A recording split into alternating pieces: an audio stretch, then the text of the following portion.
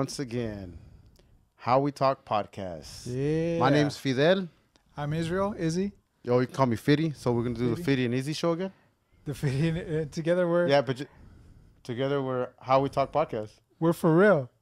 Oh, that's right. That's right. Yeah. Together we're for real. For real. Fidel and Israel, we're for real.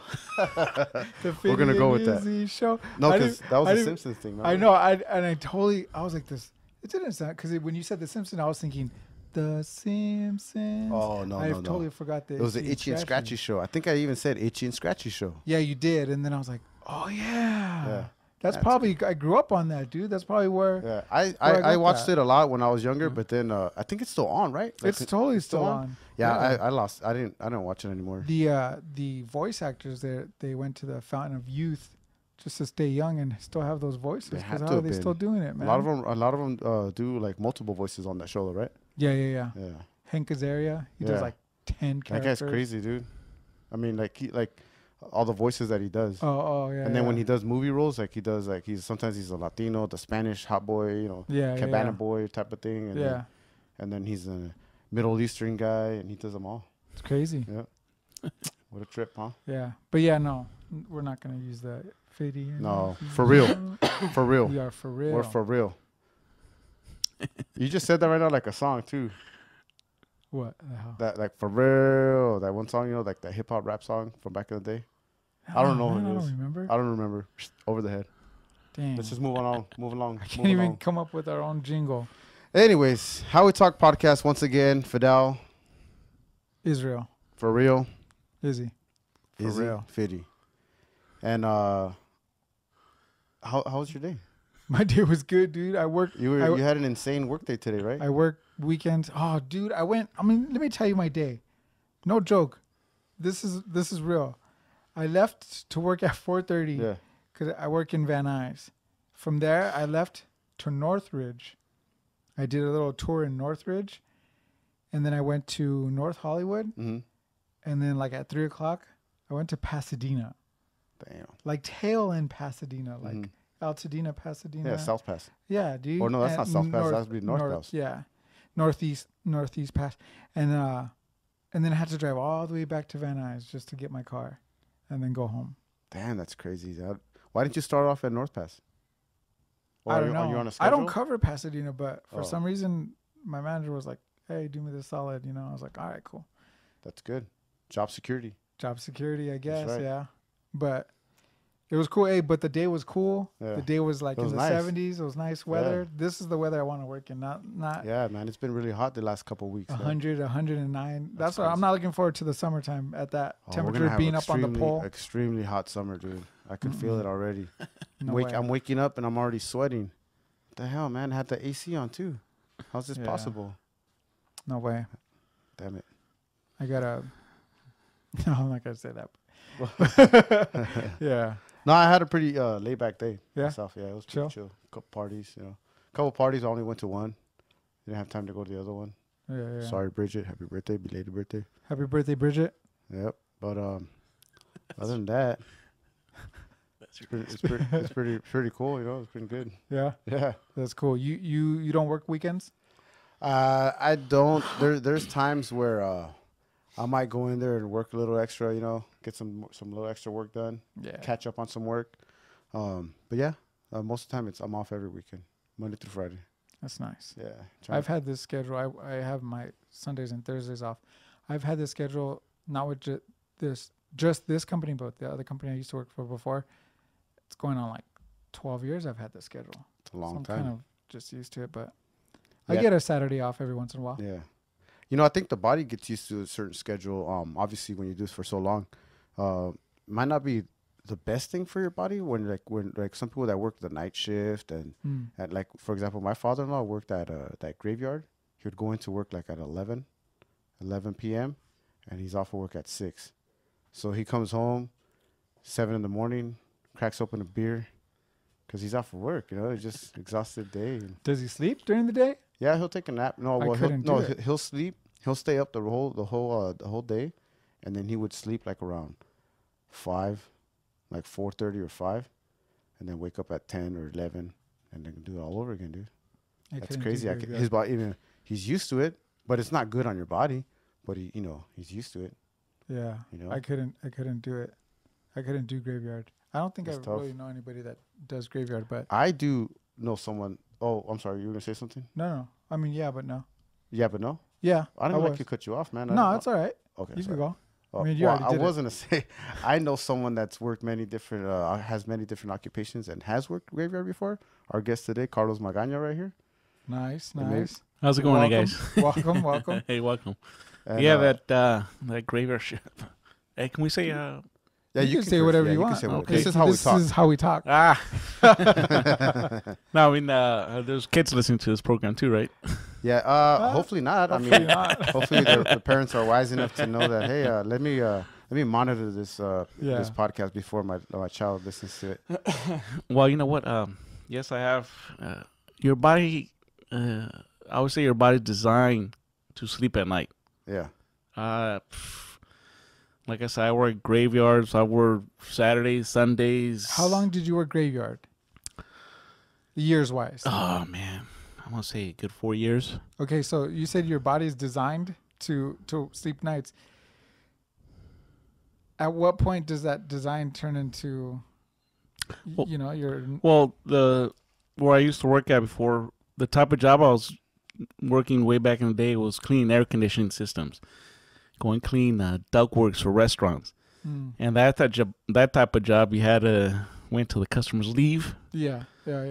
So then I could go in there and clean all that. But what happens was that I had it worse because I used to work five days graveyard, and then work 3 days during the daytime, and then switch back to graveyard. Yeah. See, man, that's where your body will. Man, I was like in a zombie state. Yeah. Oh yeah, you turn like a zombie. Yeah. One time there was this one job I had. We worked at some building, 6 in the morning, and then from 6 in the morning went all the way to 3 o'clock in the afternoon, and then had a quick dinner, and then gear up to go to the next job. And start off at 5 and finish at 2 in the morning. Yeah. There's some hours, man. Well, here's the thing. I was a lot younger back then. I was making all the big bucks too, huh? Yeah, but to think back, it's not worth it, man. Yeah, no. It's not worth it. I don't care how much. Your health, it just kind of goes to right? It just, goes down. Your body starts to deteriorate. You get old fast. You don't know what's day or night at one point. Yeah, when you overwork yourself like that. Yeah, you're like I say, you're like in a zombie state. Like, holy crap! You're like, what's the day? Yeah. And you think it's Saturday, but it's really like Wednesday or something. Yeah. You're just so out of whack. And it was like I said, I was young. Yeah, I could do it. Now, hell no.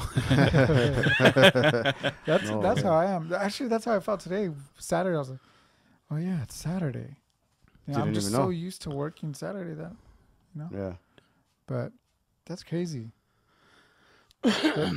Well, I'm gonna tell you. Like I said, I work Sundays and Saturdays for many years, and it's cool. We don't have we don't have kids, basically. Once you have kids, it's a whole different ball game. Oh yeah. Of course, they go to school on the Monday through Friday, and Daddy, take me to a party. Daddy, do this, and holy crap, Daddy has to go to work. Yeah. Which just kind of sucks. That's when I say making all that money, not worth it sometimes. Not worth it. Yeah, that trade-off is not worth it, huh? Oh no way, man. Yeah. No way. Believe me, these kids grow up in a blink of an eye. Yeah. Just like what the hell? Yeah. Now, Carlos is my cousin. Well, he's married to my cousin, my cousin Rosa Magaña. Yeah, that's formerly known as the symbol. No, I'm kidding. She's formerly known as Rosa Mendoza. Yeah. But you have 2 kids. Yes. What are the ages? Kids. My son just turned 11 last week, I believe. Yeah. And my daughter's gonna turn 16. 16. Yeah. Wow. And in the end of this month. School. Yeah, high school. Yeah. It's a trip, man. Trip watching these little kids grow up. Fast. Oh my god. I tell you what, I know Fidel for. I met you. I think I met you when you were like in high school. Probably, yeah. 20. Or maybe before, a little before that, junior high. 1998, I believe. Okay, yeah, high school. I was a junior. That's when I met you. Yeah, I was like 17, Yeah. 16, 17. It's kind of trippy because I seen you guys from kids Yeah. into your young adults, and now you're like a whole family man. You know. Yeah. It's pretty crazy. That's cool. That's like you said, in the blink of an eye. Oh, Kids you of kidding your me? own. Time With kids flies. of your own. Yeah, dude. Enjoy the moments that we have with our boys. You know, Yep. it's crazy. It's I'm gonna tell you something. As you get older, you realize you start learning things, you start realizing things, and you figure out what's important. And I tell my kids, guys, you guys know what my favorite thing in the whole world is? And I go, what, Dad? What, Dad? And I go, sitting down and having dinner with you guys. That is my favorite thing in the whole world. Yeah. Just sitting down and just looking at me, chit-chatting, talking. No TV, no that. That Cell phones, Yeah, tablets, yeah. all Oh, of man. that. Just try it, guys. It's yeah. a cool experience. You A lot of know- people don't do that no more. No, they no. don't. No. You know, we're talking a few podcasts ago about just that certain topic, you know, the phones and all that stuff. And then I actually mentioned that we don't even have conversations like we are right now. We're going to, you know, the conversations that we've been having Right. without the phones, no texting. There is few people that I do have those conversations with. Carlos is one of those people where we're at a party and we can just talk. Yeah. And we'll just talk. Yeah. And I've got a lot of, believe it or not, I get a lot of advice from this guy right here. I do. Well, the thing is And I that say believe it or not because you know, everybody's like, oh, it's just Carlos, you know, he doesn't Carlos say anything. advice? Yeah, it's just Carlos. well, yeah. The thing is that I lived it already. You know. Yeah. Yeah. It's you know, I was there too. I was in high school. I was young. I was partying, all that good stuff. But as you get older, like your priorities change quite a bit. You know what I mean? For sure. Yeah.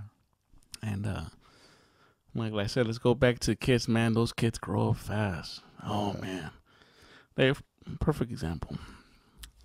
I'm not gonna promote my door building business. Oh, no, you should. I mean, that's Go one of for the it. that's Well, one of the things that I was going to ask you I'm about. gonna So tell you, now that I'm you're in not. it, yeah. I'm not because I'm not doing it right now. The reason is because of my son, my kids. I can make a door use sound for like $1,200, and those $1,200, it takes about a week to make one, install it in one day, push the installations like on a Saturday or Sunday, and guess what? That's family time, Yeah. That's time. Football, baseball, Yeah, whatever, sports, Yep. basketball, cheerleading. And like I said, that time you don't get back. You don't get back those, like I said, money and everything, man. And as you get older, you realize what's important is time. Mm-hmm. As you get older, time flies Oh, in a blink of an eye. Yep. And you almost like, whoa, So to make a couple extra bucks, it's not worth it. I prefer seeing my kids playing basketball, playing football, and all that good stuff. Yeah. And my wife is a stay-at-home mom. She Yeah. hates it. Oh, she hates it. She's been hating it for years. She was like, "How about if I go to work and?" Is she trying to get into something or what? You don't want her to go to work? No. We had this conversation years ago. Mm-hmm. Years ago, we were like looking at, all right. So let's say you work and I work. 2 incomes is a hell of you get big difference. Yeah. And I told her, well, baby, what you have, you get to enjoy those kids growing up, Actually, there's a reason why our kids have good grades. Mm-hmm. It's because of her, basically, She's being there with the homework, being there teaching them, Yeah. and because of her. So it's a trade-off, And like I said, she wants to go and socialize with coworkers and all that good stuff, Yeah. man. And like, hey, you're enjoying your kids grow up, man. Yeah. Yeah. Say that or work drama. Her water cooler talk is with the dog, huh? She's like, hey, Chucho, get out of here. Yeah. Yeah, but like I said, it's been wow. My anniversary's coming up with her, I believe. Oh yeah. Like How many years? Like 20 years. 20 years. Yeah, Like 20 years or 20 years? Because she's gonna watch this. I'm gonna say 20 years. 20 You want to years. phone a friend? I love you had to get a lifeline, mate. Yeah, We should put money on this. You over and under. my math is kind of fuzzy. So you said you make doors. So you're a woodworker? Yeah, What'd you say? yes. I've been like I say, part of your like one of your hobbies, you would say. it's a hobby. Yeah. I like to consider myself a jack of all trades. There you go. Yeah. Master of none of them. Yeah, that's right. That's kind of what I say about myself. I like woodworking, but not on that level. I just small stuff, pretty much for my mom around the house. Design pieces and stuff like that. You make entry doors, and he makes birdhouses. Bird bird feeders and planners. The thing is that you'd be surprised because I fix my house all the time. I put patios, I put everything. You name it, and I do it myself. Yeah. And by you doing it yourself, you save yourself thousands of dollars. For sure. So that labor costs no joke, man. Yeah. No, and then the price of materials have gone sky up, man. It's like, wow. Yeah. Perfect example. I actually buy a sheet of plywood, UBS, I believe it's called. The particle board, the ones you Right. put on the side of the house. 9 years ago, I used to buy that sheet of plywood for around $5 a sheet. Yeah. Anybody knows how much that thing costs Like today? 12 or 13 bucks, right? I wish. Oh, what? It has gone as high as $18 a sheet, man. 9 years ago, you know how much lumber has gone up, man. Yeah. That's So crazy. everything's expensive these days, man. Oh, yeah. So that's why just better do it yourself. Yeah. Yeah.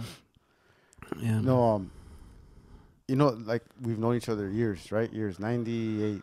98. But there's so much that I don't know. I know of you, obviously, and from 10 years ago, but like way back, before the 98, I really don't know much. Like we never really talked. Like you would tell me stuff, but you're kind of like a little bit more conservative, maybe because Rosa's my cousin. But it's just right now, it's just us three. No one's listening. Nobody's listening, we right? Can, I can start asking you some of the high school questions, some of those partying that you did. Like because I know you grew up in Eagle Rock. That's right. I grew up in Eagle Rock. Eagle Rock. You played some football, a little bit of sports over there. Yeah. It was. It all started way back in the day. My parents did not know nothing about football. Mm-hmm. Okay, of course, Mexican immigrants. Mm-hmm. And when I got to high school, I remember I was a little kid, and then I'll never forget seeing these dudes with these monstrosities. Like, what the hell is that? Yeah. Like robots, right? And it caught my attention. I was never exposed to sports as a little child. Yeah. Because my parents, they didn't put us in. Not even soccer or anything like that. No. Okay. No. No. Bless their hearts, they didn't know none of that stuff. Mm-hmm.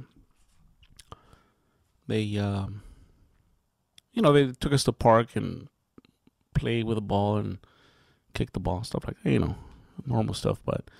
They never put us in football league or base, none of that stuff. As far as competitive sports, they knew nothing about it. Nothing. So when I got into high school, like I said, I saw these robots. Yeah, Transformers. And it was like, it blew my mind. Like, what the hell is that? Yeah. I was like, what?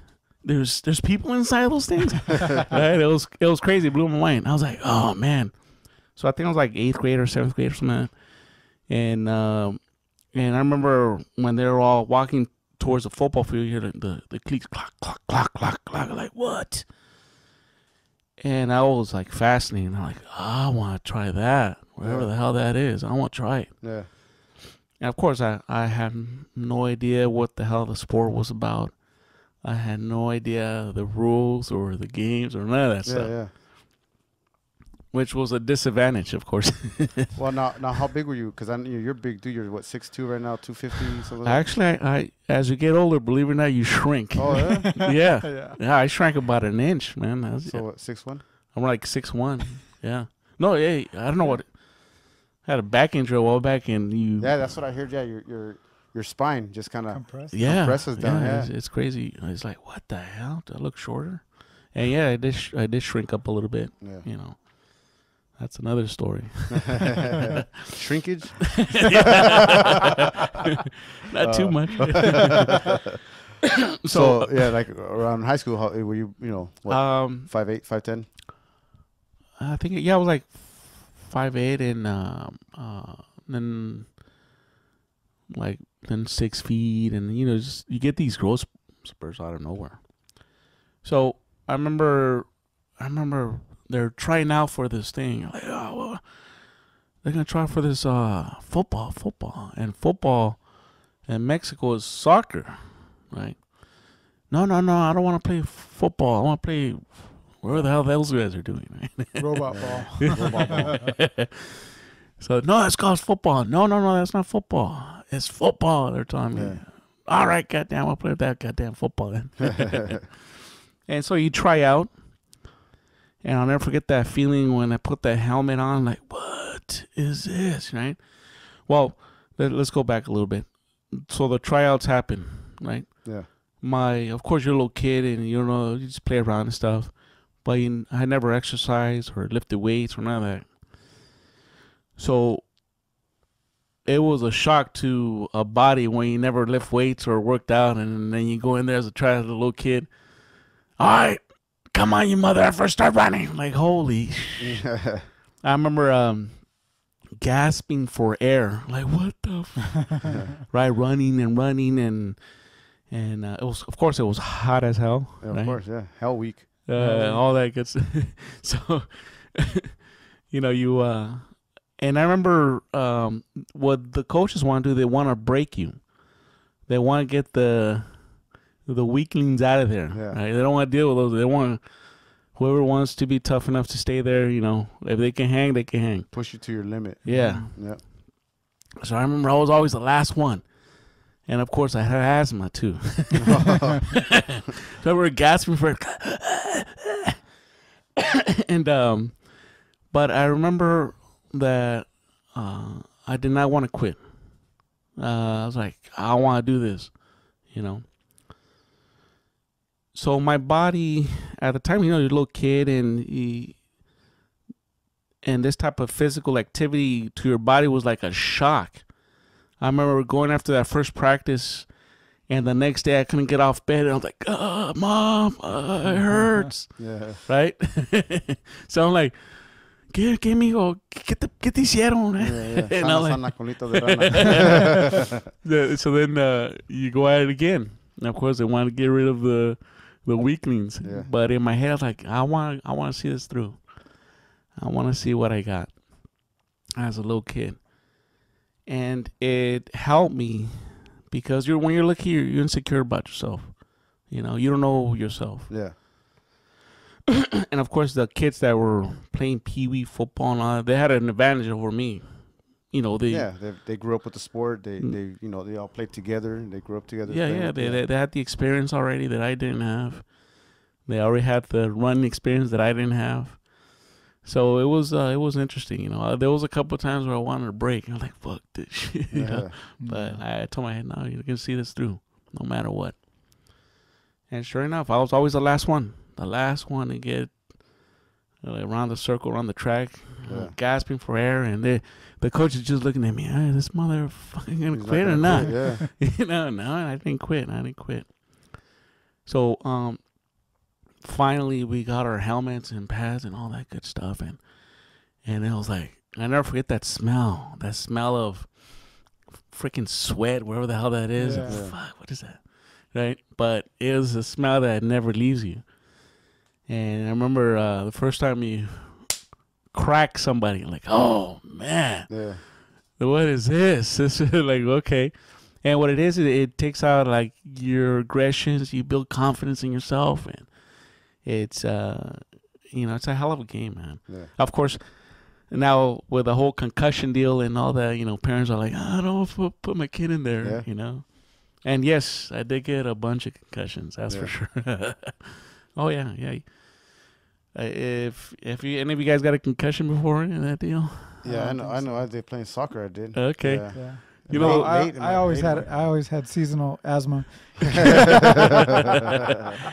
Well, it's like those old cartoons, when somebody gets knocked out, those old cartoons, you see like stars and Tweety Bird and all that. White lights every once in a while, yeah. It's the same deal. Like, what the fuck is that, Yeah. And of course, back then, they didn't know nothing about concussions and all that. Like, shake it off. Get up. Let's go. Let's do this. Like, all right, here we go. Yeah. But it was fun. I tell you, football, what it did for me, it gave me a lot of confidence. Yeah. It gave me a lot of confidence. I remember, in the beginning, it's like, you don't know nothing. Well, I didn't know nothing, the plays or anything. I just know I wanted to hit. And, of course, I didn't start my first year. Yeah. I was like, until I remember I made a mistake to tell the coach, hey, coach, is it okay if I could play? Get what the, get the fuck there. You don't tell me I want to play. You show me you want to play. I'm like, oh, shit. Okay, coach. I made that mistake at one time. Yeah. And, of course, you show them in practice that you want to play.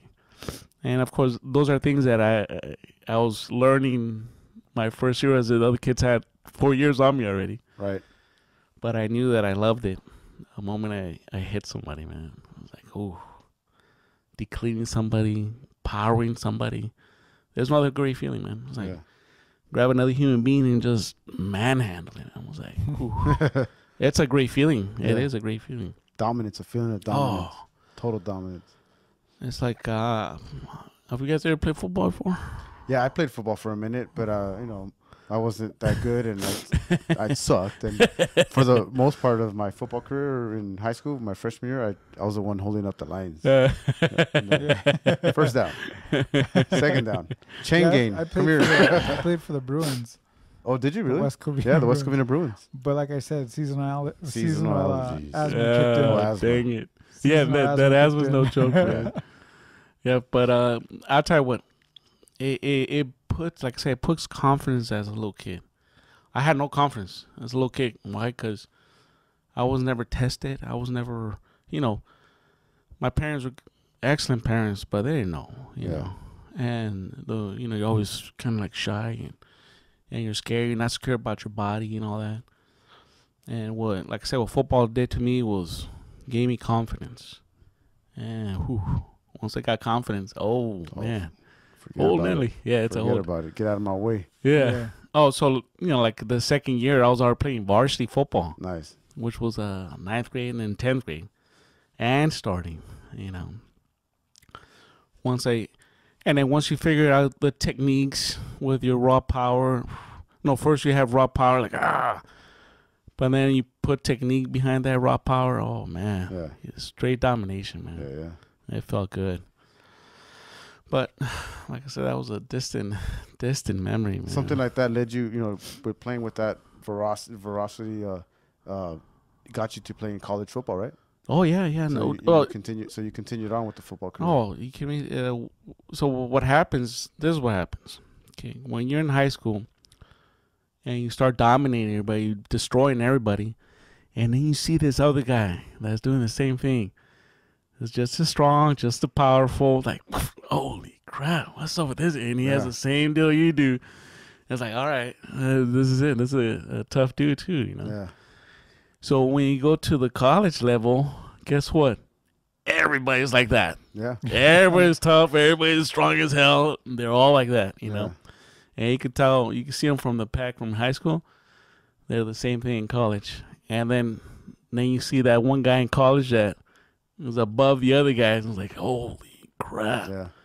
Yeah. I was like, wow, this guy has power, speed, and he just told him. Now then you're getting dominated, Yeah, he's the whole package. Holy crap. As a matter of fact, I played for Glendale Community College. And I played against this guy. Now, you're playing against big boys now. I'm a big kid. Yeah.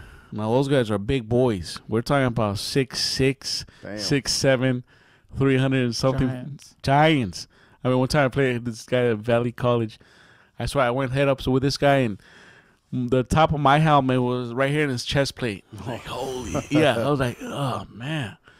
I mean, monsters, dude. All those guys making you look like a football player. Huh? Yeah. Here's a soccer ball, kid. And so when you get to that level, it's technique. It's technique, man. Because these guys are just stronger, faster, and better than you. Yeah. So what do you got to do? Use technique. Technique, man. Technique is everything. You get down low. You got to know what you're doing. You better know where you have to be at, so be in the right spot to get these dudes. Yeah. But like I said, they're notch another level, man. Yeah. And I remember I tackled this running back. He was the same size as I was as a running back. Like at that time I was 235 pounds. And his running back was the same size as I was. Damn. Big black guy, strong as hell. Yeah. And I remember I did a little opening, and there he was. Man, we went tukush. Yeah. And that's when I saw stars and Tweety Bird. And like, just ran right over you? Oh, my. No, it was like, just impact. It was like two semi just jamming right there. And I know I saw stars. Yeah. And tears came out of me, too. Yeah. It's like tears. As soon as that impact, tears were flying out of my eyes. Like, what the hell? Well, this guy ended up getting drafted to San Diego State University, and then he ended up going to play for the Pittsburgh Steelers. Oh, yeah? Yeah, he was Jerome Bennett's backup. He played a couple, So I know how the NFL hits now, you know what I mean? Yeah. There's no joke. Like I said, he was one of those guys that's another level from the college level. And, I got to play against these big monsters. So. Damn. And I thought I was a monster. There's big monsters out there, Yeah, you say that the football gave you that confidence. I mean, it gave this guy confidence to become dabble in the MMA, man. I remember him telling me when I first started watching UFC, and I was like, dude, check this out, this is UFC. He's like, oh yeah, I did that before. I'm like, what? What do you mean you roll? Yeah, that was shoot, wait, was that? That's when it was the beginning. That was like the infancy of UFC. That was in 1990. Man, was it 90? Say from 94, 95, somewhere around that time. No, well, this is how I got started.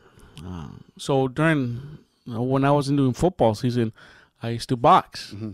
Okay, I did boxing on the sides with. In high school or college or? In high school. High school, okay. And then went through college. And of course, everybody thinks they're. And the great thing about boxing and MMA, believe it or not, it humbles you. You think you're a badass, and then before you know it, you're not a badass. What happens? I used to get in a couple of street fights. A long time ago. Yeah. And of course, like I said, you get this confidence. You get the big man mentality. Yeah. I'm bigger than you. I'm gonna fuck you up. Yeah, you start sizing them up. Yeah, you're like, and in high school, why are you looking at me? What? And you start just going at it, right? Yeah. You're like, then you beat the kid down and everything, and so I had the big man mentality. But this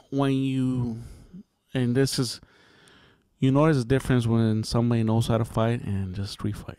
Oh man. Of course, when I was street fighting, just pound away, and there's this adrenaline that you get, like, you start breathing kind of heavy, and you better knock this dude out quick, because then, I don't know if you guys ever experienced this, when your body, I don't know what happens, your muscles get all cramped up, and your heart rate goes like, right? Because you're not used to that stuff, and if you don't beat this dude down, if he's not beat down by the time the fight's over and he gets up, oh man, you're in trouble, right? It's that adrenaline just kicking. Yeah, that's what it was, adrenaline. Yeah. And when that adrenaline goes out, I was like, holy crap, and you're in a roll of hurt. so no. So it's like I said, you get into little brawls back in the day, fights here, with girls, whatever.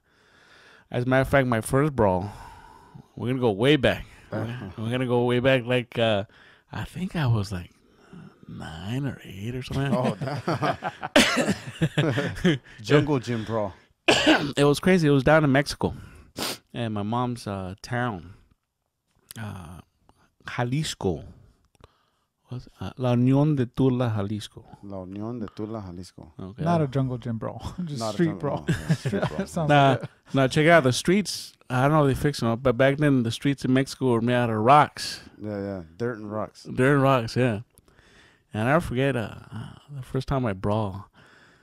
There was like the kids from the other neighborhood. We're all playing stuff, but then those kids from the other neighborhood used to like test your manhood. Basically, they just point, hey, I want to fight you. I'm like, what? And and of course you can't back down because you don't want to look like 9 and 10-year-olds. Yeah, it was crazy. It was I want to fight you. No, I want to fight you. And of course everyone like, I want to fight you. I'm like, okay, and then of course you brawl, and when you fall down on the floor because it hurts because there's a bunch of rocks down there. Yeah. But like I say, when you're a little kid, you don't do that much damage. But yeah, that was my first. one of your first brawls. My first brawls way back in the day. And from there to boxing to the MMA. Yeah. So then that's how I was in Mexico. Yeah. Back in it was the Wild Wild West back then, And so when I got into boxing, it was like when football season was over. I remember boxing at the Northeast Police Station. That's in Is that the name of the gym? Yeah, it was a police station. Oh, okay. And they had a boxing ring back there. Yeah. And that's when I first started moving my hands and like, you don't know how to fight. What happens is that you're like, But once you start learning the techniques, the jab, the cross, the hook, repetition. And once you get that repetition down, I'll never forget one time I got in a fight on the streets, and my hands were put together, right? And I forget when you're on the streets, they go like this. Yeah. Overhands. What's overhands? And then what happens, like, guys coming at me, and then you start seeing things differently. Like, what the hell? Pop, pop, boom, boom. And it went down. I'm like, whoa, I better not do this again. Yeah. I was like, wow, I better not do that again. And like I said, you learn, the difference between a street fight and a real fight. Yeah. I was like, oh. So when I started boxing in the gym, I never forget, I still had that big man mentality. I was like, I was playing football, I was dominating dudes, and then I get into the ring, and of course, my big man mentality, I'm gonna fuck this dude up. Yeah. Man. So I used to come at him, all right, here we go, right? And of course, these guys were already trained snipers. Yeah. So I'll never forget this one time I was going up against this small dude. He won the Golden Gloves. The Golden Gloves back in 1976. Damn. And I think I was like 18 at the time. And like I said, I had the big man mentality, and I kind of, all right, let's box against this guy. So I get in the ring, and I'm gonna tear this little dude up, right? He didn't weigh not even 200 pounds, like 150, 100 something pounds, like that. Oh man, I'm gonna bust this dude up, right? So I go across the ring and start just going crazy. All right, whatever I learned. Before I know it, I threw one punch, and this guy came back at me with 5 punches. I was like, like, what the hell? Like a machine gun. Mighty Mouse. I was like, what? And that's when I, there's another level, There's more to this right here. It's technique, footwork, and yeah, well, hand speed. Like But like when one of my shots landed on him, he felt it. Oh, that power. You know, physics. You know. Yeah. You know, like, but like I said, one of mine was equal to 5 of his. Yeah. So that little machine gun ended up getting me at the very end. Like, holy crap! You know, it's just pure hand speed on this dude. Yeah. So that's when I knew, like, okay, you know, like I said, it humbles you. Yeah. You know, you think you're a badass until you meet another badass. Yeah. You know. Like, well, no, I think most sports in general humble you. Yeah. You know, you learn defeat, you know, and you learn how to overcome it. So it's like I heard, you know, you lose more than you win in most sports. Oh yeah. You know, and that definitely humbles you. But you learn from this. Correct. Yeah. You know, like I said, did you learn from this? I told him, like, oh yeah, I learned from this. Yeah. So I knew that, you know, just have to more repetition. Yeah. More repetition. And most people don't know this. You have to learn how to breathe when you fight. Yeah. You know, I think it's probably one of the most important things you have to learn how to do is to breathe. Pace yourself. Yeah. You know, like I said, that adrenaline, trust me, nobody wants to get hit in the face. Yeah. Nobody does.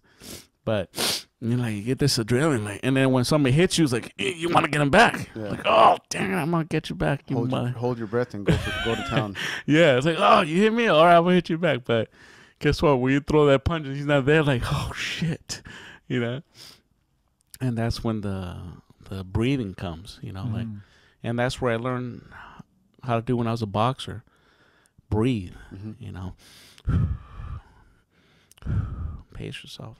And I'll forget when I got my hands put together, when, you know, like, okay, I'm almost there. And I went up against this dude, big dude. I think I was like 230, and this guy was like 300 pounds, like 6'3", 6'4". Hey, I look at him like this, so yeah. At the time I was like, you know, 6'2", 6'3", and now he was about right here. And he had the big man mentality. You know, he pointed at me, I want you. I'm like, oh, all right, man, let's do this. Let's go. Yeah. So we got in the ring, and sure enough, he came at me the same way I did when I was first starting. Just try to tear me apart. Yeah. And I felt his power. I felt his weight. I felt, you know, but I relaxed. I already had experience on me a little bit. He came at me, I'm like, okay. And sure enough, just wailing on me, but it was mostly protecting myself. And he was like a big old bear, just try to eat me alive, man. Yeah.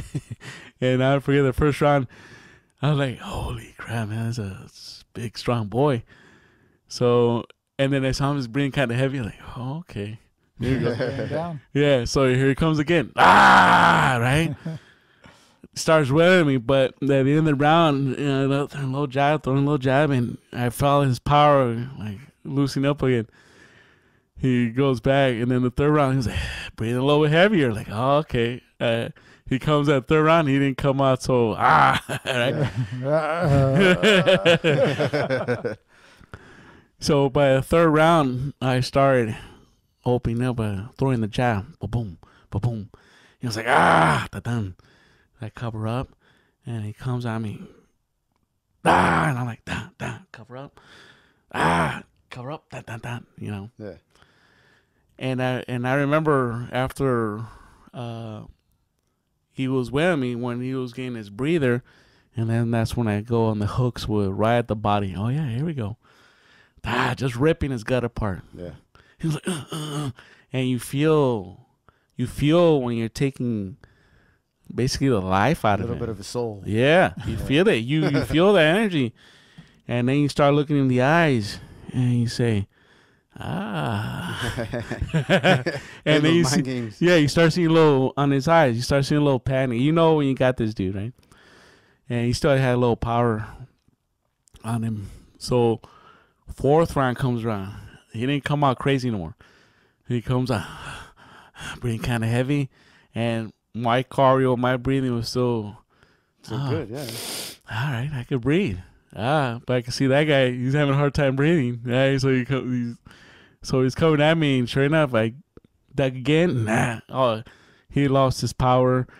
He lost his will, and then I started going to the gut again. Da-dan, da-dan, just ripping that gut. Yeah. Da-dan, da-dan. And, of course, once the gut started ripping his gut, his hands started going down low. Oh, look at that. There's his face. Right? And here's the thing. It's crazy because when you box or when you fight, you want to hit it with all your might. It's like, but you don't have to. I remember when I was taking this dude, and I was like, real calm, real easy, boom, boom, boom, boom. And I remember feeling his nose on my knuckles. Da-dum, da-dum. I'm like, oh, I got this, dude. So as soon as I, like I said, I saw in his eyes, he was ready to go down. Yeah. His eyes were like, from having this bear trying to kill me. At the fourth round, I was like, get me out of here. So that's why when his hands went down, then da-dun. And the weird part about it is when you knock somebody out, it's all technique. It's not power, man. It's like tap, boom. I got him with the right cross, and he just went. Yeah. I'm like, oh, man, I felt good. But like I said, technique is key, man. Yeah. I don't care how big. Breathing, technique. Experience, breathing, technique. Repetition. Yeah. Just getting in there, man. How did that lead to MMA? Oh, okay. So, like I said, I did a couple of, amateur boxing stuff, whatever. I had a buddy of mine. He was a running back at high school. He was our running back. Tough little black dude, tough as hell, real solid. And he did martial arts all his life. Taekwondo, karate, the whole deal. So I remember one time I met him, and after high school, of course. Hey, Carlos, how you doing? I remember he told me, hey, he goes, hey, I'm doing something. I need your help. I'm getting in a fight. I'm like, oh, okay. And he basically the one that introduced me to the MMA world, man. He goes, I need a big guy so I could roll with and get me better in practice. And I'm like, oh yeah, sure, definitely. Yeah, I'll roll with you, buddy. And of course, I thought I was a badass. Yeah. Because I had my hands. I was a badass boxer, right? And boy, did I learn. There's that humble again. There's that humbling humble experience. pie. Yeah. Well, I forget. So he was like, and I didn't know what the hell this was, right? I was like, and I remember we went to his garage, practicing in his garage, and so he goes, yeah, you do this, you do that. I'm like, what? I go, yeah. Like he was giving me these awkward positions. Like, what the hell? Okay. It blew my mind. I was like, what the? Mostly just grappling. Yeah, grappling. Putting weight on him, and he was like, it was incredible. And I'll forget that one time he had another buddy. This other buddy, I remember when he was teaching me, he goes, all right, go fuck up that dude, man. And I'm like, I'm like, fuck, are you sure? He's a little dude, man. Yeah. I'm like, yeah, go fuck him. And I said, okay, here we go. And I remember going at him like this. And I remember throwing a cross. When I threw a cross, I remember seeing my legs flying through the air like that. And I'm like, and I'm in my head, I'm thinking, wait a minute, this is not supposed to happen to me. Slow motion. Yeah. I remember I threw a punch before and I saw the legs flying over like the top of me. I'm like, what the hell? I landed. Before you know it, he got my arm and he made me go mercy. Mercy, what? And it blew my mind. I was like, what What is this? hell just happened to me? So all the years of being a badass all years, couple years of boxing, and within a second or two, this guy threw me to the air, and I, it's like this is not supposed to happen, right? So, so like I said, there's that learning experience, there's that humbling experience. Yeah. How could this dude do this to me? He weighs like 130 pounds, and I'm like 230 pounds. This is not supposed to happen. Yeah. Who was it? Hoist Gracie? No, it was I forgot his last name. Toby, his last name. Did you have any like amateur fights like in the cage? Yeah, I had a couple. How'd that go? It went awesome, man. It went exciting. Well, then we get to that part. So then, so of course, after training with my buddy there, he was already fighting for cash. You know? And of course, back then there was no cash. There was like $50, $100 for a fight, and so after practicing with my buddy, he goes, "You know what? I have this dude that he's a big dude. He's been training me too. Let's go check him out, man." Okay. And this dude was Joe Charles. Okay, he fought like in the first UFC 1 and 2. Mm-hmm. And I remember, so we go all the way down to Torrance. We drive all the way out there, go to his dojo, and he goes, here's my buddy. We introduce each other. All right, and so we want to roll. I go, yeah, this is fascinating stuff, man. Let's do this. All right. And that's when I felt power, man. Power. Bigger dude than me, heavier dude than me, with technique. Yeah. I was like, holy crap. I remember, all right, as a competitor, let's do this, So I remember rolling with him the first time and using all my mic, and he was calm as hell. And I remember just tossing me and just like manhandling me. Remember I used to manhandle guys in football? The same thing. Like nothing. With a gi. I remember him putting his goddamn knee on my face and just cranking it. Like, mercy. Like tapping out. And I was like, what the hell? I rode with him a couple times and was getting beat every single time. Of course, this guy was a professional fighter. Yeah. Of course, he had years of experience. Right. And he was in his prime basically back then. I think he was like in his 30s or something. And I was just, like 20 or something. So he had everything, for him. And of course, but that was another learning experience. Like, wow, man. I was like, oh, man. Like, okay, this is the real deal.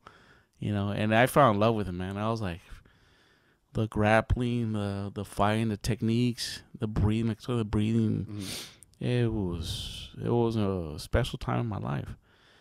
And so I was training with him for about a year. I was like getting ready. And I forget. I remember he used to beat me for like forever. Every time we roll, beat me.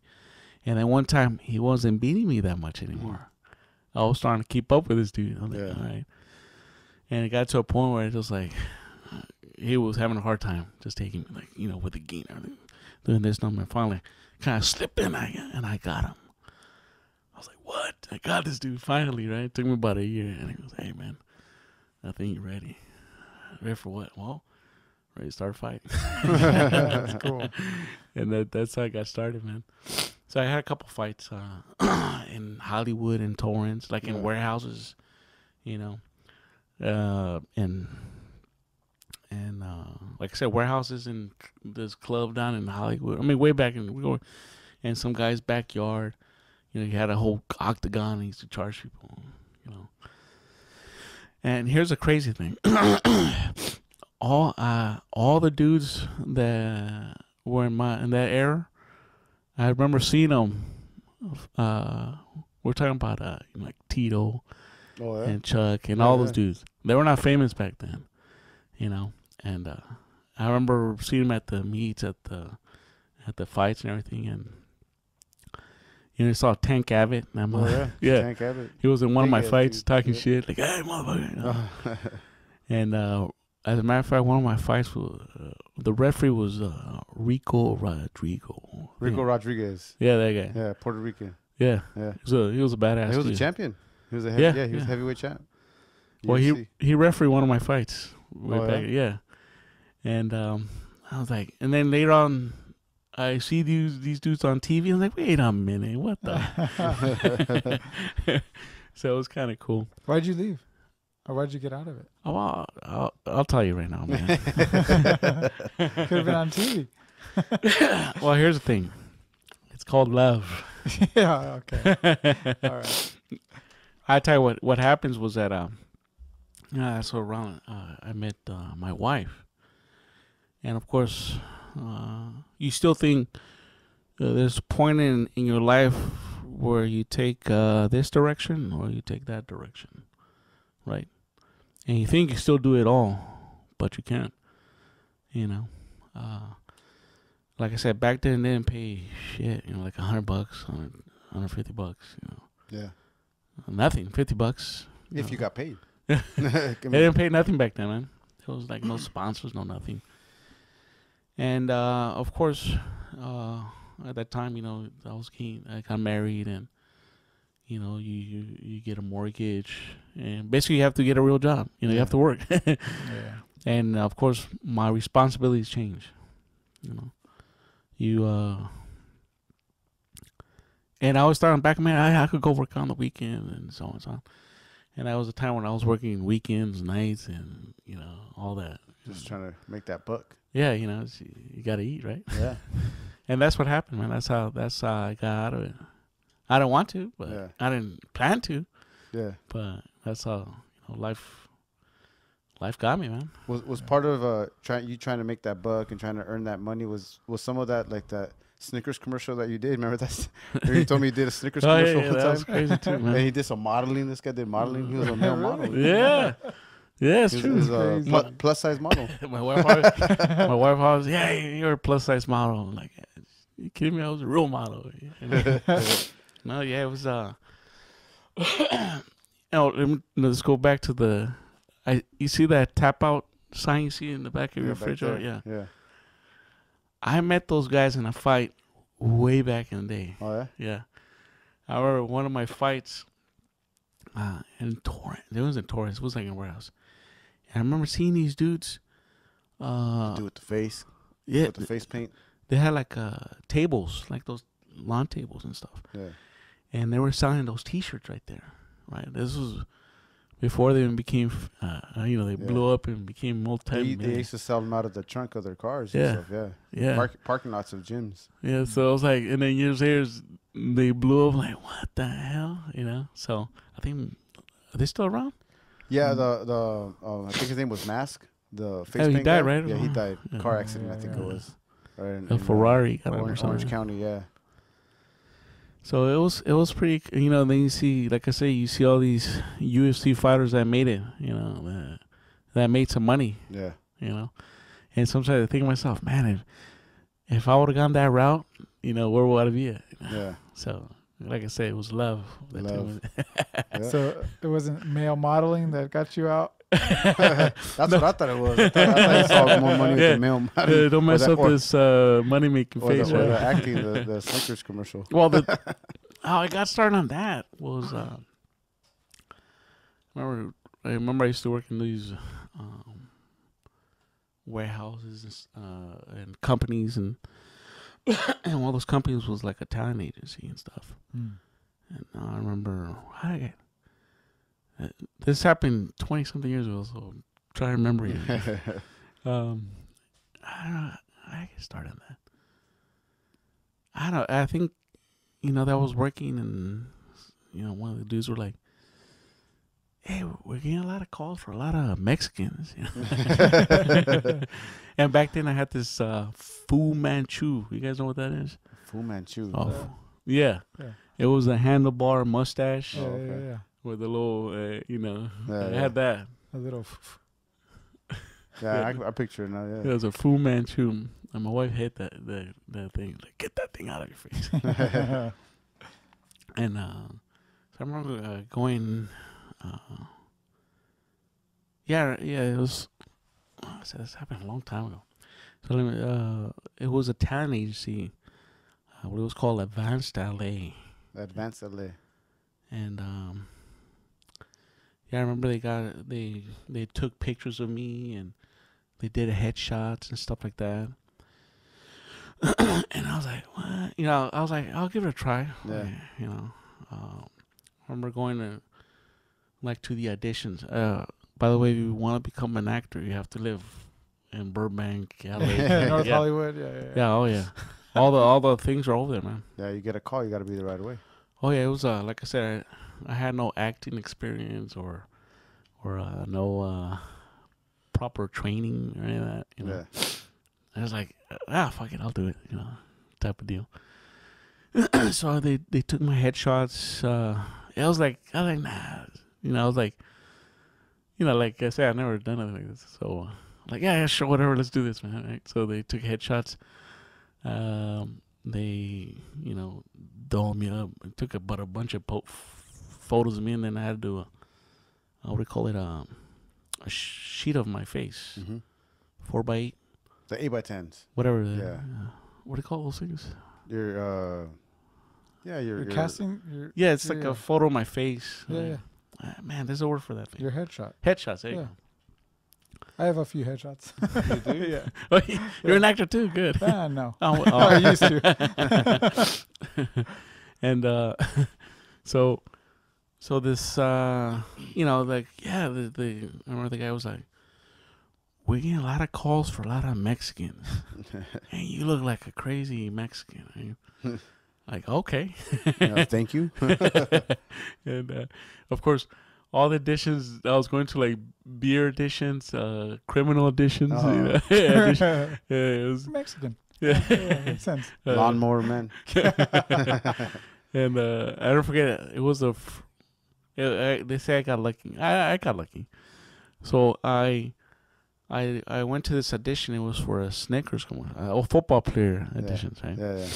So it was my 5th audition, right? So it was like the 5th time going out. What happens is, like, out of the blue, hey Carlos, there's a audition tomorrow at 1:00. You know, they give you the address, be there.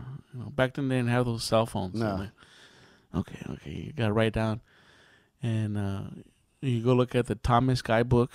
Most people don't know that. We should explain what a Thomas guide Probably is. should explain what Thomas guidebook. Okay, well, it's a big fat book with a bunch of Bunch of A lot different of graphs, and you have to follow. If you look for a street and it says D12, Your cross numbers, your crosshairs, and that's how you you find the little box. That's where it's at. Right there.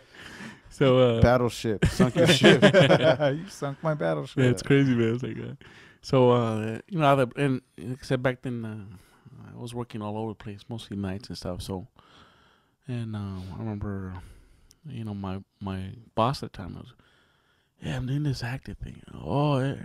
Got an audition at 1. All right, just get this job done. I'm like, oh, okay. So I used to go like at lunchtime, go to the audition, and then go back, finish the job, right? And so I landed this thing, right? Like I said, I had no acting experience. I'm convinced if I were to take some acting classes, I would have had an Oscar by now. I swear to God. I believe it. So I remember you guys ever been at an audition? No. It's fucking crazy, man. Yeah. It's crazy. First of all, you see some of the hottest women in the planet. Nice. I swear, like, what the hell?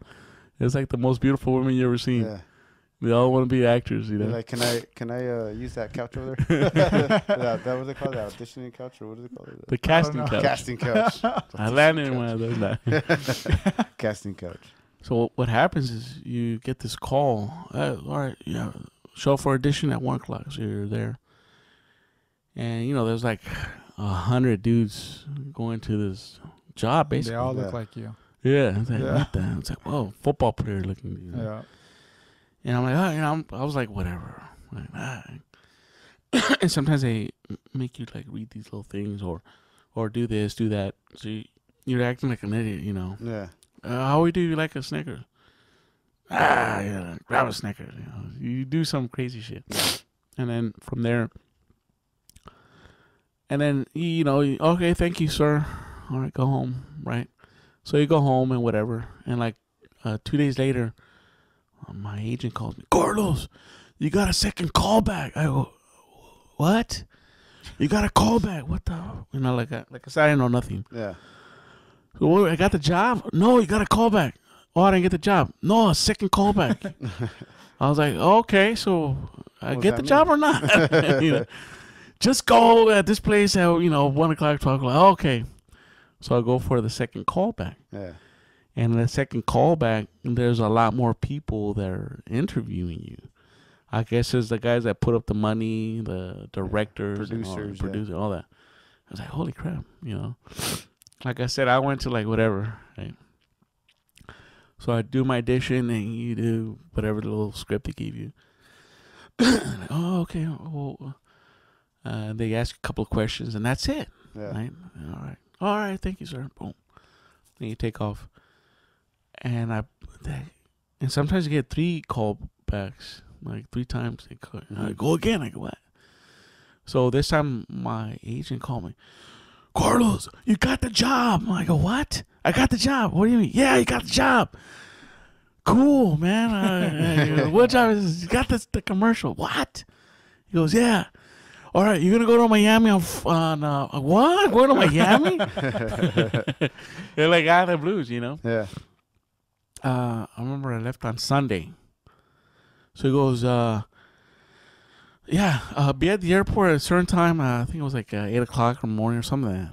And bon voyage, good luck. I'm like, what? I'm like, this was blowing my mind because, is this happening for real? People dream about this, this stuff, right? So I go to take me to the airport. And as a matter of fact, my wife takes me to the airport. And we fly to Miami, right? And of course, I hear airplanes, man. It's like you're squeezed in there, right? It's like, well, maybe you're like, if you're a small dude, you'll love them, but you're a big dude, so But big dudes is tough going on the goddamn airplane. You're like all cramped up there, like, oh man. So I remember seeing a couple of big dudes, like, what? And we all flew to Miami, and I don't forget they do the whole thing. Carlos, every name and everything. From there was a couple of us, like 5 of us. And hey, how's it going? You got the job? Oh yeah, okay, good. I remember seeing a chubby, like, I forgot his name. He was a cool dude, man. He was a chef actually. Mm-hmm. I went to his restaurant after the commercial. Man, it was the best steak I ever had. So yeah. So like I said, you have to live in that neck of the woods so you want to be an actor. Yeah. And there was a couple of us, like 5 of us, that got the part. And they took us to South Beach, right? They go in there. First, they were making this commercial, like they were editing, filming a commercial. If you guys go way back, it's about a cat and the same deal. You're hungry, grab a Snickers, right? And I remember they took us to the shoot, and there's a bunch of people, shooting everything. They take us there, and then from there they take us to a hotel. I forgot the name of that place. But it was right next to the beach. I mean, they set us up sweet, man. Nice. Right on South Beach. And I was like, wow, this is nice, right? And in my head, I'm like, what the hell am I doing here, right? Yeah. I don't know I was an actor, right? And, of course, they saw, okay, they tell us, all right, tomorrow we're going to pick you up at 6 in the morning. I think it was 6 in the morning. 6 or 7, I think it was. We started shooting like at 8 o'clock or 9 o'clock. It was like a whole day thing. Yeah. This was like, I couldn't believe how much they shoot, Okay, and right off the bat, they give you like $1,000. Here's $1,000, for eating, whatever. Yeah. I was like, what? Are you kidding me? I was like, what? All right, cool, man. And so the next day, you settle down. And I remember I just took a little luggage, like a couple of pants, and there was these dudes that had like a whole luggage. Like, what the hell? Like I said, they've done it before. I haven't done it, so so I had a little luggage with like four underwears and a couple t-shirts, you know. Just enough to get you by. Yeah. That weekend. I didn't know I had to take a whole suit, man. Yeah. Which I needed, the whole goddamn suit, because it was hot as hell. Sticky, too, man. Yeah, changing all the time. Holy crap. So we go, they get us in a van, and they take us to Jack Murphy Stadium where the Dolphins play. Mm-hmm. No, first they cruise us around town, like all the South Beach, and do this, and then take us to the stadium, and then from there, they make you sign the waivers and W-2 forms, whatever, Yeah. And then from there, you just start shooting. All right, they had like a couple of main actors, which I was one of them, like 4 or 5 of them, and they had a bunch of extra ones. And then, like I said, in my mind, I'm like, is this really happening? Yeah. Right? This is like every kid's dream, right? From the East Coast, West Coast. Everyone wants to come to Hollywood and become an actor, right? And I'm like, what? And in my mind, I was like, I guess this is happening, right? So they start shooting. And of course, I had no acting experience whatsoever.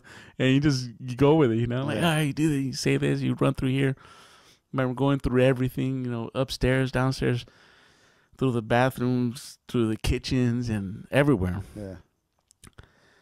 And you do this for 8 hours. I was like, oh, man. And I'll tell you, the food, I'm going to tell you right now, that is the best job I ever had in my life. Hands down, the best job I ever had in my life. Yeah. I know why everybody wants to be an actor. It was fun. It was a lot of fun. Yeah. Nice. And of course you had catering. They treat you like a movie star. Yeah. Serve breakfast, lunch, and dinner, and then you shoot the whole day, and then you rest for a little bit, and then you go shoot again. Yeah. And then you go take you to the hotel, and then from the hotel, like all the guys, hey, let's go here, let's go there, Yeah. And it was a blast. I had a blast, man. It was like. And I remember, like I said, I was already married. Yeah. So I had to be in my best behavior, And I remember, like, all the buddies, hey, look, there's a nudie bar across the street. And you're like, all right, let's do this, And I remember one time I was calling my wife, hey, look, me and the guys are going to go. Yeah, go there, having a great time. And she's a little bit upset at that because she goes, I could have flown over there with you. I don't know, you had your own room, Everybody had their own room and everything. Nice. It was a great time, man. Yeah. It was a great time. Then the only negative thing I had was the goddamn weather, man. Oh, it's sticky over there. Holy crap. Oh, Muggy. man. You take a shower, you get out, and you're still goddamn wet. Yeah. You're soaking in sweat, and you literally have to walk with a towel. Mm-hmm. I had to walk with a towel. Like, just wipe my sweat off, man. It was tough, man. It's a beautiful place, man. The beaches are white and blue, and it's just awesome, man. Yeah. But the weather over there sucks. Nice. Now you mentioned catering. I know you're a big fan of the food because I see your Instagram, right? And you got food all over the place. You got the steak, and protein. Because that's one of the things that you do is you're a protein freak. Like you're always eating the eggs, the meats. Yes. Because part of that is from your dieting. Because you know what I didn't mention to you. This guy, he runs marathons. Oh, that's this right. Dude runs marathons. How many have you done? How many marathons? I have. Like now? Yeah. He just ran one. He just finished Really? one. Yeah. I ran 5 already. 5 marathons. Yeah. And pretty good, decent timing, right? Except the last one, but yeah, they're okay. all good. Yeah, that's we got time, right? We got time. Yeah, we got a little time. Yeah, we got time to talk about this stuff. Why don't we close out with this marathon right now? Well, how long have we been chit-chatting for? We're Over an hour. Are you serious? Oh, yeah. Time flies, man. We're Flies having when you're fun. in here. God dang. Over an hour, really? Oh, wow. Wow. Time doesn't exist in here. Nah, it Bro. doesn't. Well, Did you have fun? Did you have fun? Well, I'm gonna talk about this running thing, man. Yeah. It's this is how I got this how I got started. You know what? It's starting to sound like he has like that Forrest Gump life. He invested in some Apple company. Some Apple company. Well, I was married with my wife, and I never forget. I was one day we were just chit chatting, right? And we were chit-chatting, and I told her, man, one day I want to do a marathon. Like a bucket list kind of deal, right? Yeah. I'd like to do that one time. And she's like, yeah, one day I'll do it one day. And what she did, she just got up, and I was watching TV, right? And she goes on the interweb, and she starts typing away, and and she comes back. I signed you up. You're gonna do it. It's like, what? The fuck? I'm like, all right, man. I guess here we go. You know. And of course, I haven't. Okay, this is how it works. When you're in high school, you're in shape. You do football and all that stuff, right? And then when you get out of high school, of course, your priorities change. You know, you don't work out as much. Basically, you're just tired. You just go to work and you get home. Yeah, and you clock in, clock yeah. out. You know. And time flies. Like, it's gone, right? Now, I was like, okay. I was like, all right, I gotta do it, man. I think the price was like $156 or something like that. Mm-hmm. And bro, she already paid for it. Might as well do it, you know. Yeah. And of course, I had no idea how to run, you know. How far out were you when she registered from the event? So as far as like your training, how much time did you have to train? I think it was like half a year. Half a year. Yeah. You have to pay to run. Yeah, you gotta register. You gotta pay, man. You pay, they give you a picture, little 8x10 or whatever, and medal, and I think all that money goes for like security and the fire department. But isn't it always hosted, or they have some kind of a fund and it goes to like some charity, right? Like cancer or something, like that. Cancer Association, something. Yeah, there's all kinds of sponsors. I never thought of that. Yeah, there's all kinds of sponsors, and you know. And then they allow you to raise money too. Like someone can somebody could sponsor me and everything and all that. And now I have sponsors, believe it or not. So do you really? Yes. My actual work sponsor me. Really? Nice. Yeah. You feel comfortable enough to a little shout out to your sponsor? Or? Yes. Thank you, CVC Technologies. There you go. Nice. Yeah. Which is cool, man. It was cool, you know.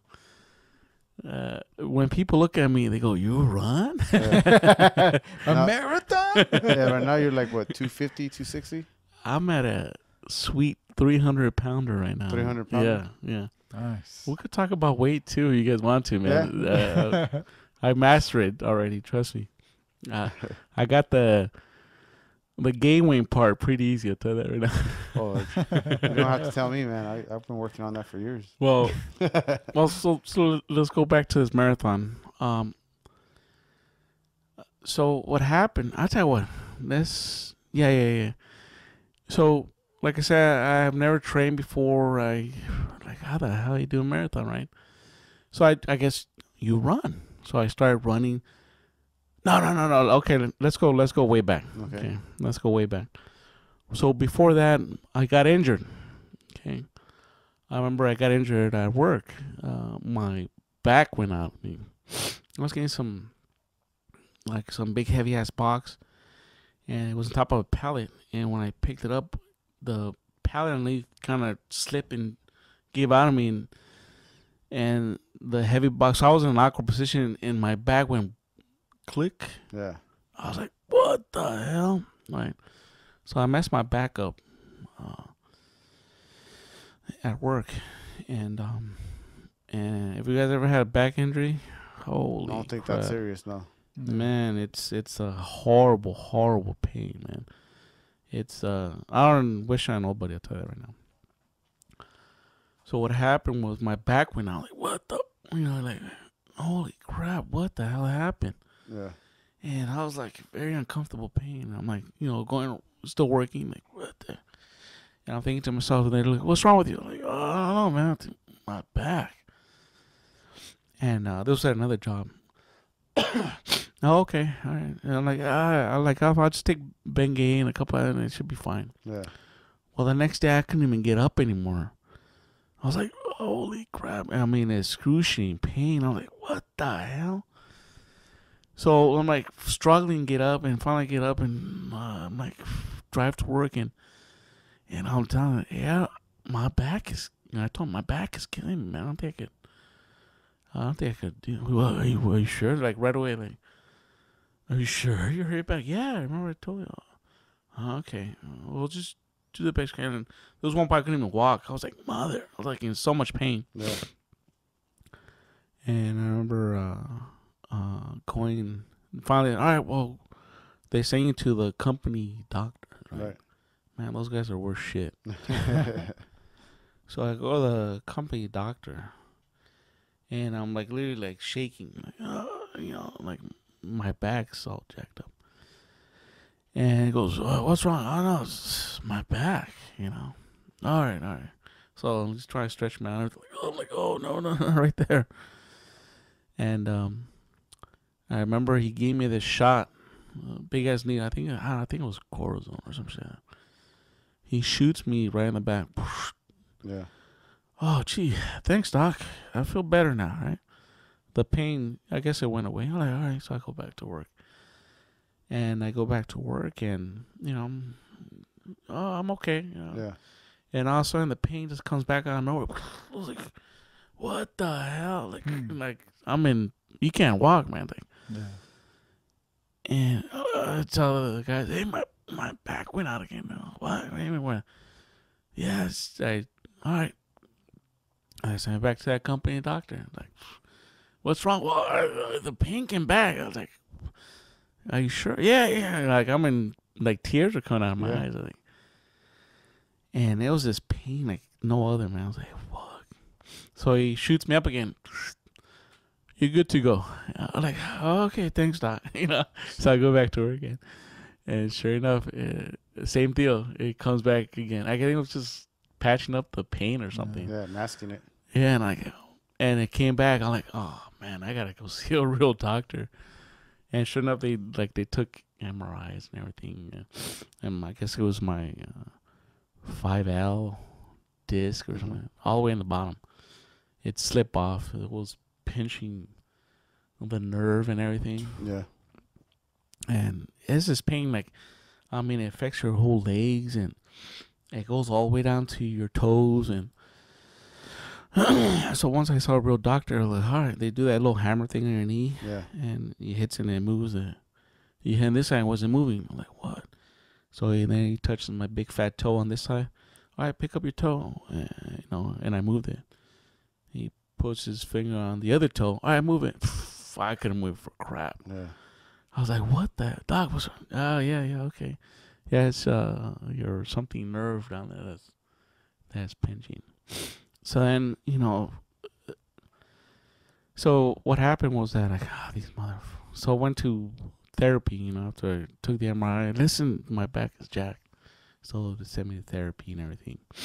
And so when I went to therapy, my, there was this dude that put you on the hot water. They stretch you. They do all kinds of things. I was basically like a robot, like a robot. And after like 6 months of therapy, kind of like was helping out quite a bit. And they were like, man, we're going to have to operate you. I'm like, are you sure, doc? Yeah, we're going to have to. And then the thing that decided to get operated, because I was talking to other patients there. And those patients were like, you see scars on their back of their neck, big ass scars like this, and huge scars on their lower back. There's some guys that have no choice, right? So I used to talk to these dudes and like, hey, so how your operation go? 50% of them said it was the best thing they ever did. Mm-hmm. Okay. And I used to tell the other guys, so how your operation go? And the other 50%, it was the worst thing they ever did. So I'm like, fuck. They're fucked. What happens, they put these bars and it gets fused and everything, right? And I'm like, man, 50%, I don't like those odds, man. Yeah, no way. I was like, fuck that, right? So what they do, they give you a bunch of pain pills. Yeah. I remember, I think I had like 7 pain pills. I forgot what they were, but I remember, I'll never forget this. I had one pain pill there was a pain pill, and there was another pill to take before you eat the other pill. A pill for a pill. Yeah, so it won't burn your stomach insides. Yeah. Right? Yeah. That's how strong these things were. And of course, good stuff, man. Yeah. You probably could have sold that stuff on the black market. Not that you should or anything like that. But. So I remember taking out all kinds of pills, right? And you get addicted to these things, right? So I'm like, you know, you're gonna work. You're all doped up on these pills, and all right. And I was like, man, this sucks. I was getting pissed, depressed, and tired, you know. Yeah. From your everyday thing, and you just get hooked on these pills. And I'll never forget one time I said, fuck these pills, man. And that's where I realized that, you know, doctors don't know shit. Yeah, most of them, you know. Yeah. Well, you know, there's some good ones, but like I always say, you know your own body better than anybody, man. And that's when I realized, oh man, I never forget when I decided, you know, I can't live like this. I said, fuck these pills. And I just threw the pills away. And you know, I was like pissed because you're like just popping pills all day. And I remember you have to drink milk too, so the other ones won't mess up your stomach too. So it was like, it was horrible, man. But the pain was not there, right? Mm-hmm. So as soon as I knew I was addicted to those things. As soon as I threw those pills away, and of course all the insurances, they just want to bill the insurance for those pills. Oh, yeah, of course. So they had me hooked. Right? And I threw those goddamn pills away. And I was like... And I remember, like, the pain was coming back. Like, oh, here we go again. Like, oh, crap. Like, where are those pills at? Yeah. But I'm like, fuck it. I just threw them away. And just slowly but surely, you know, I was like, fuck this, you know. And I just got up and started walking. Like a goddamn robot. Like, you know, like RoboCop, just like that. Yeah. And first I walk a block, and then I walk 2 blocks, and just slowly but surely, man. And of course, I went to therapy and everything. And it took about a year to start walking right, like, you know. And then that's when, like, I just started walking and walking and walking and walking. And like I got okay after a year, like. I didn't take the operation, so I was like, thank God I didn't do it. I mean, of course, my back is still not 100%. Yeah. You can still see me when I get up. Like, well, they say once you get that back injury, it's never going to be at 100%. Even with surgery, it's never going to be at 100%. No, it's, yeah, so like, and then anytime they open you up, it's always, you get like some kind of infection or something. Oh, yeah. A lot of things can happen there. So I was like, forget it. You know, I'll just deal with it. And yeah, slowly but surely the pain was going away, and just mentally, just getting through it. And once I was able to kind of not move 100%, but just move around, like, okay, you know, I can do this. Yeah. And so that's like when I was just walking, and that's when I told my wife. That's when I told her, you know, one day I would like to do the marathon rather than the bucket list. You must have been walking a lot of miles in the day to say that. To say something like that, right? Yeah, it's just out of the blue, like, and that's how I got started with that marathon career. So I was like, cool. So it's crazy because, like I said, I didn't train. I was never a runner, right? Yeah. I mean, I ran at football and all that stuff, but not running. How many miles do you, when you get just like a regular workout, like, you know, to warm up, and how many miles do you do per day or per week? 4.5 miles. That's every day? Every day. Well, I haven't done anything since this last marathon. Right, yeah. But when you're in training. Oh, yeah. Because that's what it is, marathon. When you're signing up for marathon, you got to go and train. Yeah, like, you get food, the running. Well, here it goes. Like I said, the first time I didn't know what the hell I was doing. I was like, all right. So I did, like I said, I was walking those 4 miles, and now think about this. I haven't ran since 1998, 99, right? Yeah. It's been a while. And like 12-something years. I was like, holy crap. I think I was 34 at the time when I did the first one. Mm-hmm. So I'm like, you know, I was like, if you guys not runners? You guys runners? No? Okay. So this is what happened. Just to the fridge. This is what happened. So I'm like walking these 4 miles. Like I could already walk. You know? That's my walking was my thing. And one day I decided to, well, let me see if I could run, right?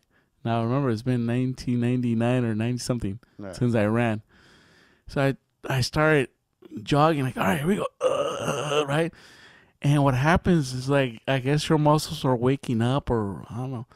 You feel this, like, needles in your stomach, needles on your legs, and like, what the hell is this? Like, I guess your body's telling you, what the fuck are you doing? You know, you never worked me out like this. And I was like, whew, this is some kind of pain I got going on here, right? Yeah. It's like my joints were all like robots, basically, right? Like, imagine a robot without no grease. Yeah. So I like, okay, I ran for a block. Okay, cool. The next day, I ran a little bit more. Like, what? The next day, I ran a little bit more. Like, holy crap. And then finally, I never forget it, one day, I ran the whole thing, 4.5 miles, which is like around the whole block. 4.5 miles, like, oh shit, I'm not stopping. Oh, okay, fuck. Let me just keep on going. I like, in your mind, like, all right, don't stop. And finally, I did the 4 miles, like yes. And I told her, hey, Rose, I ran the whole thing. Nah, you didn't run the whole. Yeah, I ran the whole thing. Shut up, you didn't run the whole thing. She didn't believe me, right? Yeah. You know, like, nah, you didn't run. I'm like, all right, I didn't run. Whatever. And that's how I got started. So I just ran and ran. So what I didn't know is there's a technique on how to train for a marathon, and I didn't know that. You know, I didn't ask anybody. I didn't Google it. Like, I just ran, whatever. Yeah. So I remember talking to Irma's mom. You know, she's Irma. Irma, yeah. She runs marathons like crazy. Shout out Irma Garcia. Yes. And she goes, yeah, you have to make sure you do 20 miles before you do the marathon. That's the advice she called. Oh, okay. Fuck, what I didn't know is that I did 20 miles. The marathon was on Sunday, and I did 20 miles like a week before the marathon. And of course, my legs were shot, man. I was like, what the hell? You know, like I said, there's a technique to run a marathon. Well, at least my technique, I guess. And so I was burned out on Wednesday and Thursday. Like, my legs were all jacked up. How the fuck am I going to do this marathon in 2-3 days? And you just go out there and just do it, man. Just do it. All willpower. Yeah. It's all mental. Yeah, believe it or not, it's mental. It's 90% mental, man. Yeah. I tell everybody, it's 1 foot in front of the other one. That's it. Yeah. 1 foot in front of the other one. Just go. And a lot of people don't have that mental power, man. I've seen it. I think, like, I don't know, 26, 30,000 people that do it. Not even, like, 19 cross the finish line. Or something crazy. Like, 10,000 people don't make it. Within a certain time, or just don't make it? They don't make it. They don't cross it. Yeah. You know? I know. You know, Lily did it, right? Yeah. She crossed it, yeah. Yeah, that's right. Yeah, she did. That's cool. Yeah, she did. Well, as a matter of fact, I think that was the inspiration. You know, I remember she did one. Yeah, she did it right before you, maybe 2 years before you did. Yeah. And that's why I got inspired. Maybe one day I want to do that. Yeah. And that's right. It was your wife that inspired me. Yeah. And so what happens is, like, I don't forget the first one. I was 34, I believe. And that 1 year, there was like a massive storm, man. I'll never forget that. I mean, it was raining hard, like raining hard. Yeah. Like big, thick drops. And I remember just running and looking at the weather and just pouring. Like, I remember being somewhere like in Brentwood. And I'll never forget this. It was raining so hard. People were going down left to right. You know, the hypothermia and everything. And they were going down. And I'll never forget. I was like, and I looked up in the sky and I told God, is this all you got? You know, that was a mistake. I'll tell you that right now. As soon as I said that, it looks like he opened up the water fountain and just poured it down. Like, okay. I get it. And sure enough, as soon as I got there, I crossed that finish line. Like, oh, man. Yeah. There's no other great feeling, man. It's an accomplishment. Oh, yeah. Shit. It's sure, these emotions that come out. You almost cry, too, man. Yeah. You know. It's basically you're competing against yourself. Oh yeah. It's like Your mind. Mind over matter, yeah. Yeah. Mind over matter. And I'll tell you what happened was your body is telling you, stop, motherfucker. Stop. Every ounce of your body is telling you to stop. And you just got to will yourself to go, man. You tell your mind. Your mind tells your body to keep on going. Yeah. And your body is telling you, stop. Stop. It kind of seems like your whole life, your stories from beginning to end were like that, you know, like mind over matter, from that football to boxing and fighting and everything.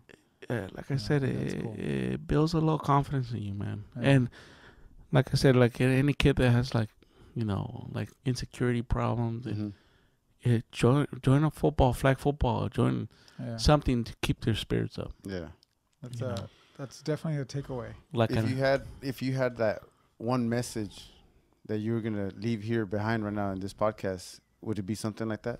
Like your mind over matter? Or in your case, it'd probably be life is like a box of chocolates. But what would be like your message to the world? You know that Forrest Gump reference I had earlier? Yeah. I did it again. Yeah.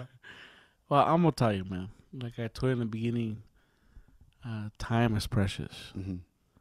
Time is very precious to me. Definitely. A lot of people, as you get older, you realize how time is precious, man. Yeah. It could go in a blink of an eye just like that. So that's why anybody that tells me, how's your day going? I go, fuck, I woke up. It's going fantastic. Yeah. I'm serious. And, you know, people don't know it, but in a blink of an eye, it could all be over. Oh, yeah. So enjoy life. Don't be pissed off, you know. Not worth it. Not worth it, man. I had some dark moments in my life where, you know, you're unemployed. Your wife's unemployed, and there's bills coming and all that stuff. Yeah. And that's a hard... I don't wish that on nobody, I'll tell you that right now. Yeah. And what got me through those dark times was... I was like, fuck. No work, bills are coming. It's a horrible feeling. It's a horrible feeling. You know, what got me going through that was... you get depressed, your hair grows white, you know... And you gain weight and all kinds of bad things happen. Stress fucks your body up. Believe it or not. When you're stressed out, you physically feel like jacked up. And I remember laying in bed and going to like calling what do you call those work to find jobs. What do you call it? Agencies. Calling them every day. Hey, got anything? Do anything, you know. And I remember one time I was like laying in bed. I'm like, what the? I go, Carlos, what are you all stressed out about? What are you all worried about, man? And I thought to myself that one time, I said, you know what? You still got legs. You still got arms. You can still breathe. If you got all those things, you can still do it.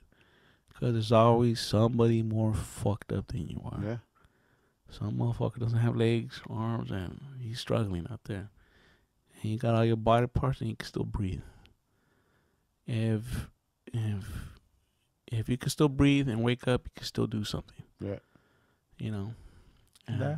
That's the takeaway right there. It is. If you could wake up and breathe and move, get up and move, man. Yeah. Do something. Yeah, you can still do something. I think that, man, your stories are crazy. You know, they're cool.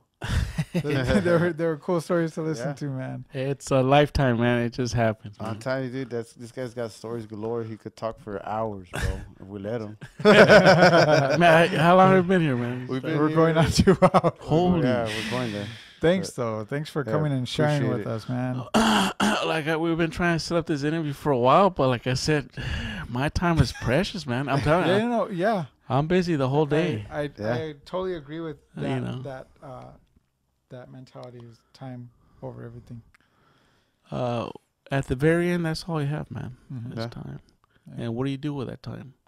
You have to make the best of it. That's right. With the people that you love. You can't be miserable and be all fucked up. Nah, you enjoy your kids. You hug your wife. You love them every day. You know. That one day you're not going to be there. No. And that one day you're not there, and then that's it. Time's over, man. Yep. Yeah. Well, speaking of time, thank you for your time. Seriously, I know we did reschedule a few times to get him on, but we did. But you're here now and you're doing this for us. So thanks. I'm a busy dude, man. Thanks very much. All right, well, appreciate it. Hey, yeah, it was my pleasure, man. Very cool. Very cool. See you. Thank you for everybody listening and watching. Yes.